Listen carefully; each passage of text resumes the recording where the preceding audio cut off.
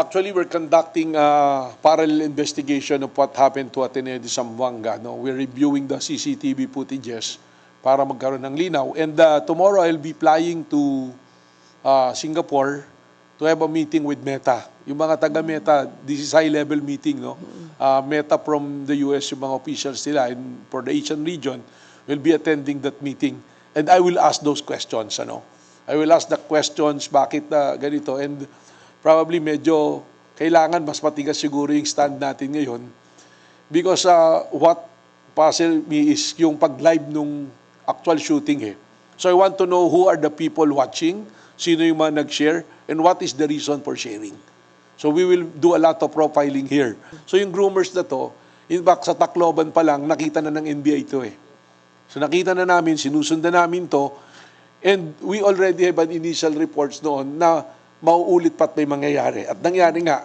And we know that in the next few months, meron ulit sila pang pinaplano. It's just unfortunate, napasok namin yung group chat nitong mga to, but nag-collapse yung group na yan for some reason. So we are monitoring this and we will seek the help of Meta.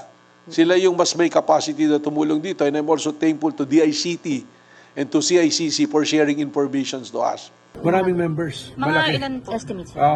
Libo Oh. Sa Meta apps to share? Hindi.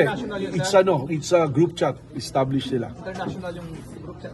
Merong mga members but mostly na ibang countries but mostly mga Pilipino. Sir, yung violence na pinapagawa, parang part ng initiation. Exactly. Yung initiation, parang you will be promoted. You will be promoted. Merong pang tinuturo na meron silang tenets, may parang Bible sila na pag nagawa mo to, mapupromote ka, may group ka inaalagaan. Pag nagawa mo naman to, ang thinking, if this is doon sa group na to, itong sa Zamboanga, I'm not saying ito, pagkatapos mong gawin yung task na yun at pinatay mo yung sarili mo, you will be elevated to sainthoods. Something like that.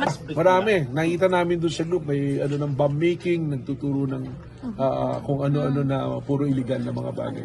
Matagal na po ito, Direk. Matagal na. May number, yung Mga ilang years No. po yun?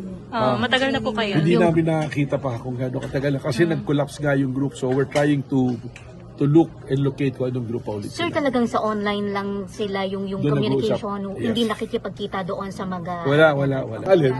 Doon sa mga nag-share po ng video. Tingnan natin. What will... No. Of course, we want to know kung ano yung participation nila.